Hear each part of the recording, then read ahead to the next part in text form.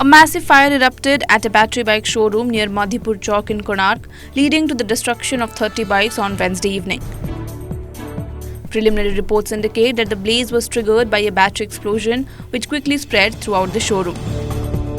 3 fire tenders were rushed to the scene and firefighters worked diligently to control the flames and prevent further damage.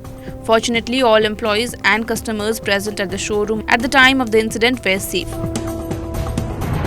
Authorities are investigating the cause of the fire and efforts are underway to assess the total damage. The incident has raised concerns about safety measures in battery-powered vehicle showrooms.